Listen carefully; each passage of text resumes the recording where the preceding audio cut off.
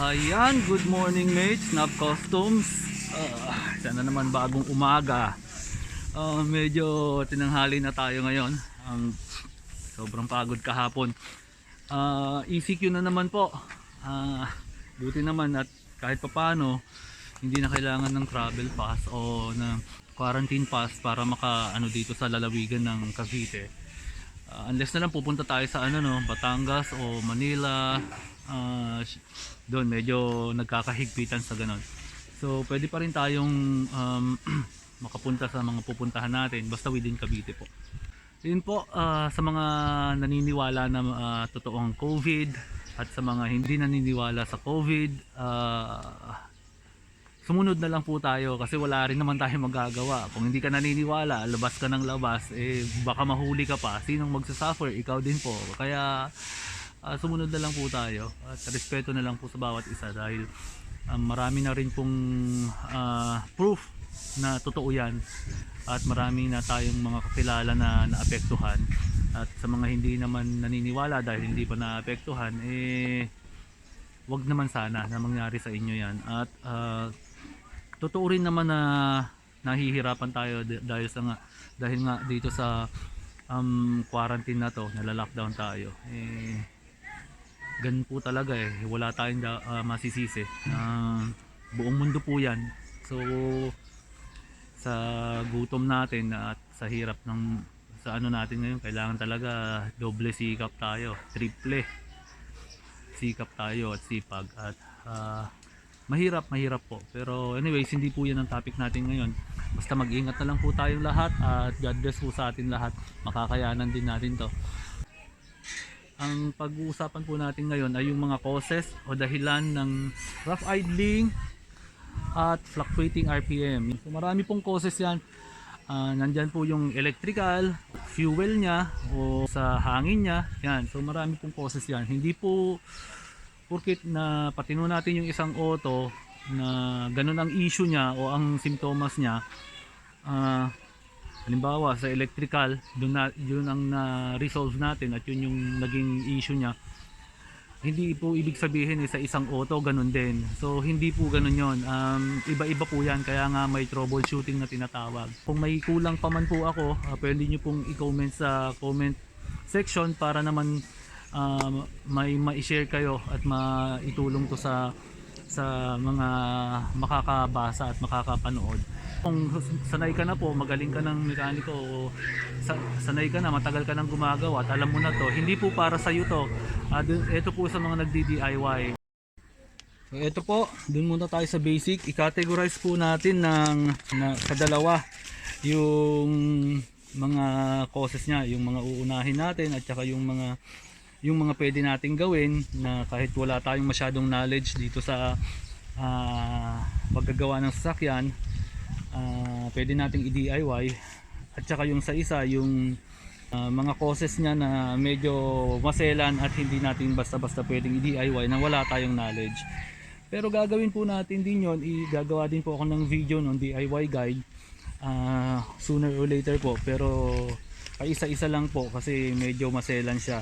Kailangan po siyang tutukan, yung isang topic lang siya para mas maintindihan niyo po. So i-categorize po natin siya sa dalawa. So categorize lang po natin sa basic and advanced. Yung basic po, yun yung mga pwede nyong i-DIY kahit konti lang yung knowledge nyo, at yung isa po advanced ay yun yan po yung medyo maselan at tuturo ko po yun soon. So ito po, Nissan Sentra Series 3 po to, Series 4 B14 GA16 po itong makina. So ito po yung kalimitan kong inaano dahil marami pong sa atin na nakasentra. So ito po, sana makatulong sa inyo to. So anong unang-una po nating i-check pag sa rough idling at fluctuating RPM, parang tune up po. So ang i-check po natin, isang cause po yan, yung spark plug po natin nandito sa loob nito. Alam po naman po natin yan, spark plug. Linisin nyo po yan.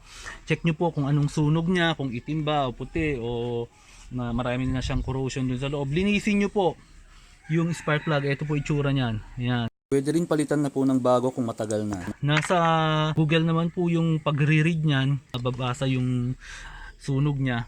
Ayan, nandun po yun. So, hindi po tayo dun magfo-focus ngayon. Fo-focus po tayo dun sa mga causes. Ang sunod po, itong high tension wires po natin.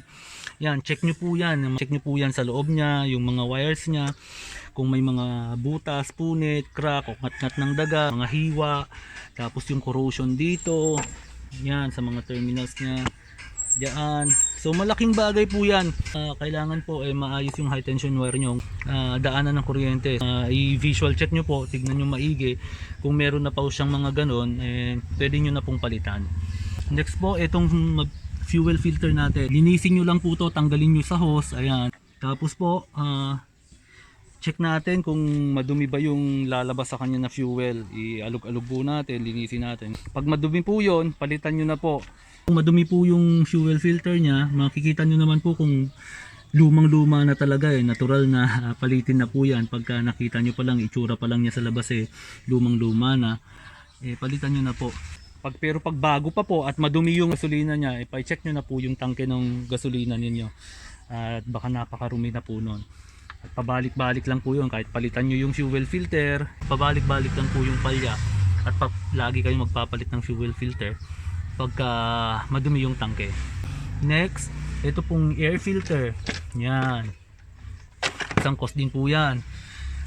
Pag madumi na po yan, lalo kung may langis na nakapasok galing sa breather filter, kakapit na po ang mga debris dyan, mga alikabok, mga ano. So, magiging clog na siya talaga. So, ito, pwedeng linisan pa po to. Yan, bubugahan lang po ng hangin. Kung may compressor kayo, bugahan nyo lang yan. Tapos po, huwag nyo na pong lalabhan yan, no? Masisira lang yan. Kung ang itsura naman po nito ay talagang madumi na, tapos nagbabakbak na yung mga papel niya o nagka-crack na o napupunit na, palitan nyo na po. Actually, kahit nga po hindi, kung talagang madumi na siya, kailangan nyo nang palitan. Next po ay yung PCV valve. Ayan po, ito to, PCV valve. Check nyo po yan. Minsan po nag-i-stack up yan. Check nyo po, may filter po dyan sa loob, makikita nyo. Tsaka pag inalog nyo po, shinake nyo ganon, gumagalaw-galaw po yun. Pero hindi dapat siya masyadong loose. Pagka masyado na pong loose na parang bumabalo-baluktot na yung sa loob, nag-i-stack up po yun. Yun po ang cause ng minsan ang taas ng idle nyo, minsan ang baba. Ayan po, tapos minsan parang hindi maganda yung sunog, minsan mausok. So ito po, i-check nyo po yun, malaking cost din po yan. Tapos po, next ay yung vacuum leak. Yung vacuum lines nyo, check nyo po. EFI po kasi to pero kung carb type to, mas lalo na po. Yung vacuum lines doon, marami po doon sa carb type. So, yung vacuum hoses nya, ayan, baka may leak po. Pagka sobrang lambot na po, o kaya matigas na siya, nagka-crack na, may hiwa na, o kung ano man, maaring may nakakalusot na po na hangin doon. So check nyo rin po ito, yung papuntang intake manifold galing PCB, check nyo kung matigas na o kung may crack o may nakakalusot na hangin. Ganun din po sa galing sa brake booster nyo, yan mga hoses na yan, puro hangin po yan. Yan, vacuum lines po yan. Check nyo po itong mga to kung ano, kung crack na, may mga hiwa o dito lalo sa mga ganto niya, kung may mga leak, may mga nakakalabas na hangin. Ayan, kailangan po tight yan at talagang walang nakakalabas na hangin. And next po yung sa battery po, yan, isang cost din po yan.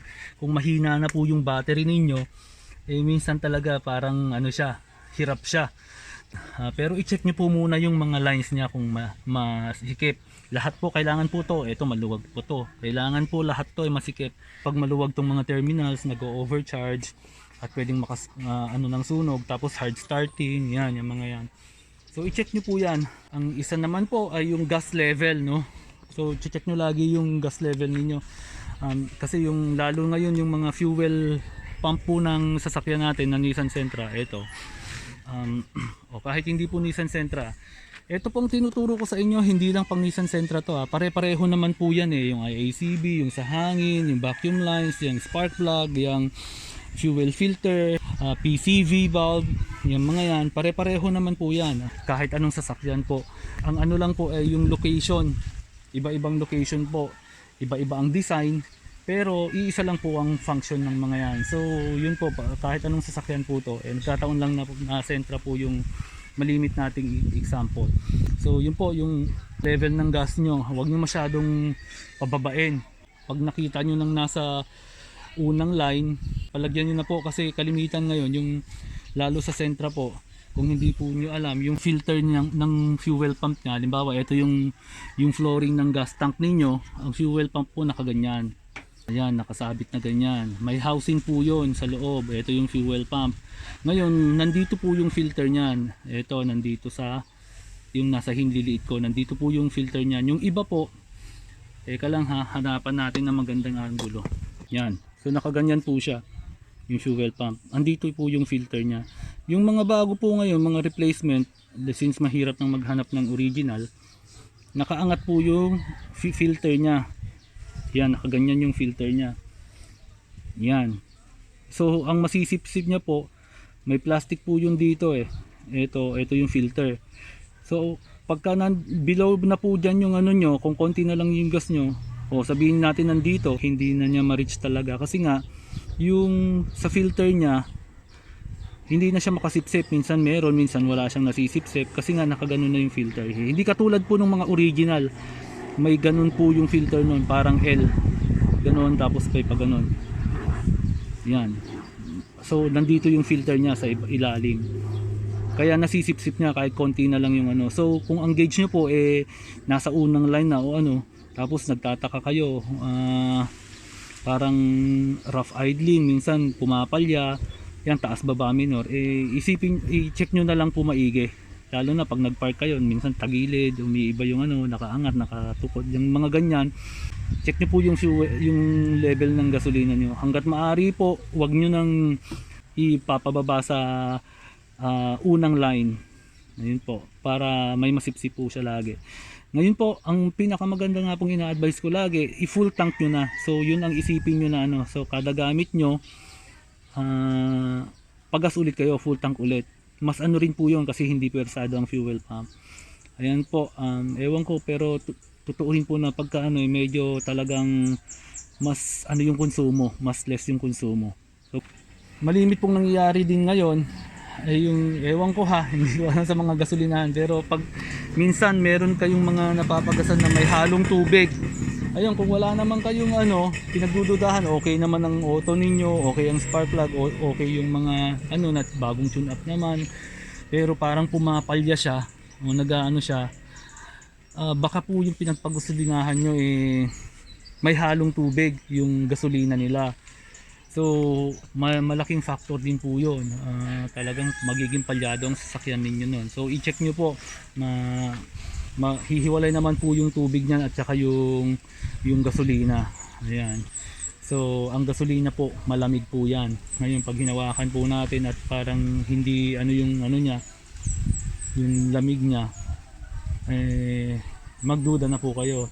So ayan po, hanggang dyan na lang po muna para din hindi kayo maboard sa kakanood at para masubukan nyo na rin, para hindi rin maghalo-halo sa utak ninyo.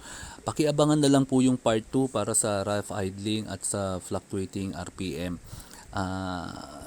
Ituturo ko po doon yung sa EFI at carburetor type ng mga sasakyan. Maraming salamat po. Paki-share na lang po at paki-like po yung page para po sa updates.